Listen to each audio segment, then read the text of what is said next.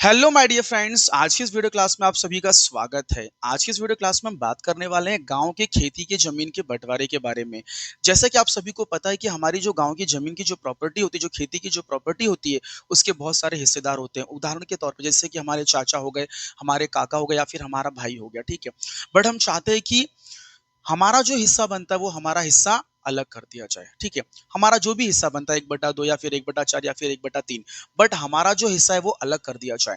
तो हम अपने हिस्से को अन्य हिस्सेदारों के हिस्से से कैसे अलग करवाएं, इसकी कानूनी प्रक्रिया क्या है, इसका कानूनी प्रोसीजर क्या है, आज हम उसी के बारे में इस वीडियो क्लास में चर्चा करने वाले हैं। सबसे पहले तो आपको ये समझना है कि आपकी जो प्रॉपर्टी है वो खेती वाली प्रॉपर्टी, दैट मीन्स की एग्रीकल्चरल प्रॉपर्टी है। सो एग्रीकल्चरल प्रॉपर्टी के डिवीजन का, बंटवारे का या फिर पार्टीशन जो सूट होता है वो फाइल किया जाता है आपकी तहसील में, ठीक है।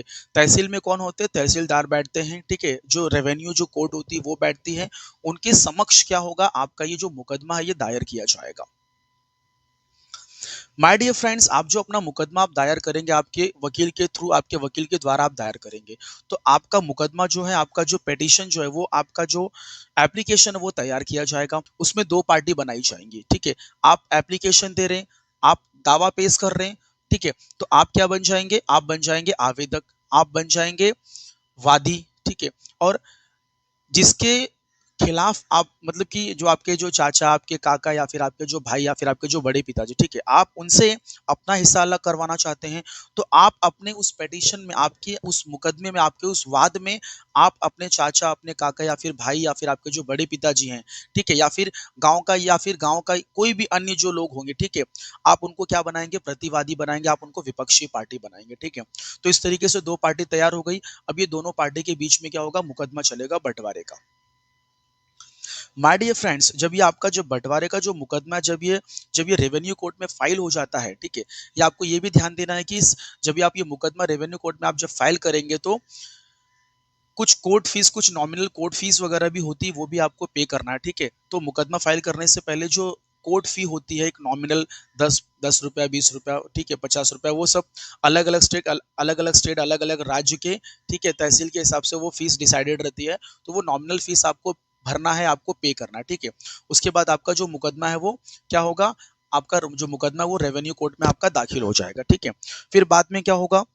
जब आपका जब आपकी फाइल जो है वो जब भी उस कोर्ट के समक्ष जब आ जाएगी, तो कोर्ट क्या करेगा? जो उस मुकदमे में जो प्रतिवादी, जो विपक्षी पार्टी है, उनको वो कोर्ट क्या करेगा? उनको कोर्ट नोटिस भेजेगा कि इस फला फला मैटर में बंटवारे का मुकदमा जो है वो दायर किया गया है। तो आप इस मुकदमे में आप प्रतिवादी बनाए गए हैं, आप डिफेंडेंट बनाए गए हैं। तो यदि आपको अपना कुछ जवाब दाखिल करना है, आपको अपना अपना आपको कुछ अपना पॉइंट रखना है, तो आप आइए, अपना जवाब आप दाखिल कीजिए, ठीक है। आप अपना रिटर्न स्टेटमेंट आप फाइल कीजिए।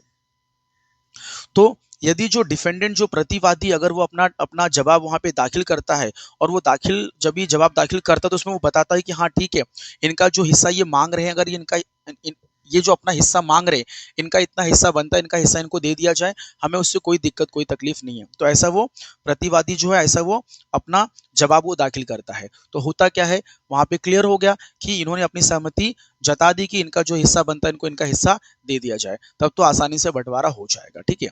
और बंटवारे का जो आदेश है वो पारित कर दिया जाएगा, ठीक है। जो डिक्री होता है वो पारित कर दी जाएगी, ठीक है। फिर बाद में क्या होगा? डिक्री का एग्जीक्यूशन हो जाएगा। जो लेखपाल है वो मौके पे जाकर क्या करेंगे?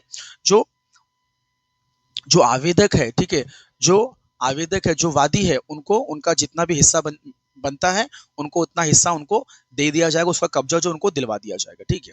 लेकिन यदि जो विपक्षी जो पार्टी, जो प्रतिवादी, जो डिफेंडेंट है, अगर वो उसको ऑब्जेक्ट करते हैं उसके खिलाफ, दैट मीन्स कि वो कहते हैं कि नहीं नहीं, इनका तो हिस्सा इतना यहाँ बनता नहीं है, ठीक है, हम ये बंटवारे को, अभी ये बंटवारा हम अभी नहीं करना चाहते हैं, ठीक है, इन्होंने तो ज्यादा लिया है, इनका वहां पे हिस्सा बनता ही नहीं है, ठीक है। तो ऐसे मामले में क्या होगा? ऐसे मामले में जो कोर्ट है, फिर वो कोर्ट क्या करेगी?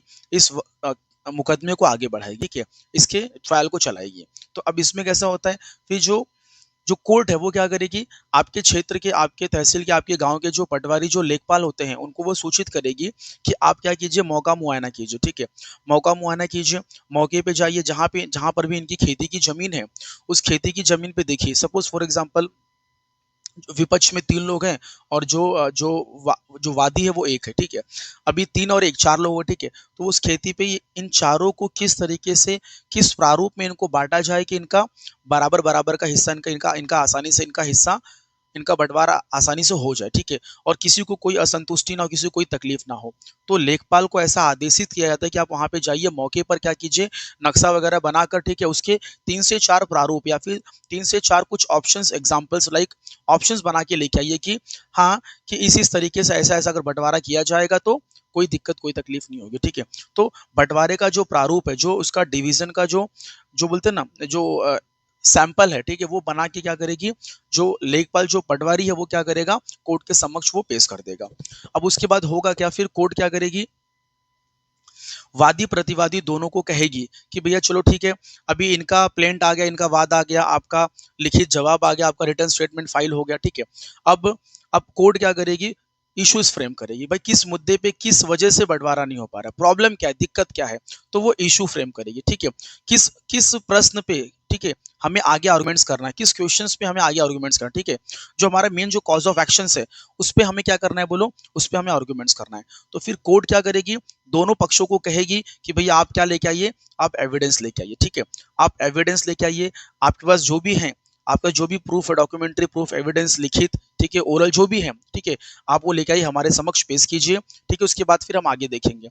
तो फिर दोनों पार्टी ने क्या किया, अपने अपने एविडेंस, अपने अपने अ, गवाह पेश किए, ठीक है? फिर वो सारी चीज़ों को भी देखा गया, उनको भी सुना गया, राइट? उसके बाद फिर फाइनल आर्गुमेंट्स हुआ।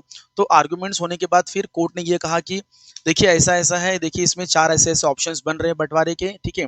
मैंने सब सारी चीज़ें मैंने देख ली, समझ ली।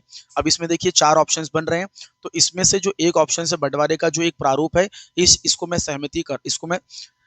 अपनी सहमति दे रहा हूँ, ठीक है? मैं इस प्रारूप को मैं ऑर्डर में, डिक्री में मैं डाल रहा हूँ, ठीक है? कोर्ट ने क्या किया, कोर्ट ने डिक्री डिक्री पास कर दी, कोर्ट ने ऑर्डर पास कर दिया, ठीक है? तो उसके बाद फिर क्या होगा, ऑर्डर का और डिक्री का क्या होगा, बोलो, एग्जीक्यूशन होगा। तो एग्जीक्यूशन कैसे होगा, जो कोर्ट है वो क्या करेगी, आपके गांव की, आपके जो ग्राम आपका जो होगा, ठीक है, आपके तहसील का जो, आपके गांव का जो पटवारी या फिर जो लेखपाल होगा, उसको कोर्ट क्या करेगी, आदेशित करेगी कि भैया डिक्री और डिक्री ऑर्डर आ गई है, इस मामले में जाकर क्या करो, मौके पे जाकर जिसका जितना शेयर बनता है, जितना हिस्सा बनता है, उनको उनका इतना हिस्सा उनको दिला दिया जाए, ठीक है? उनको उनका उतना हिस्सा उनको दे दिया जाए, ठीक है? तो ऑर्डर के हिसाब से डिक्री में जो भी लिखा है, जिसका जितना शेयर बनता है, उसको उतना शेयर दे दिया जाए, ठीक है? तो लेखपाल क्या करेगा, वहां पे जाकर मौका मुआयना करके, जो भी उनका एक जो डिसाइडेड, जो उनका जो एक फिक्स्ड जो प्रारूप था, जो डिवीजन का जो उनका मेथड सिस्टम जो था, जो उनका जो नक्शा बनाया गया था, उसके हिसाब से जिसका जितना शेयर बनता है, उसको उसके हिसाब से उसका शेयर दे दिया जाता है। तो इस तरीके से क्या होता है, कानूनी तरीके से क्या होता है, बंटवारा किया जाता है। बंटवारे का जो मुकदमा है वो फाइल करके बाद में फिर क्या होता है, हम कानून से क्या करते हैं, हमारा जो हिस्सा बनता है वो हिस्सा हम क्या करते हैं, ले लेते हैं, ठीक है?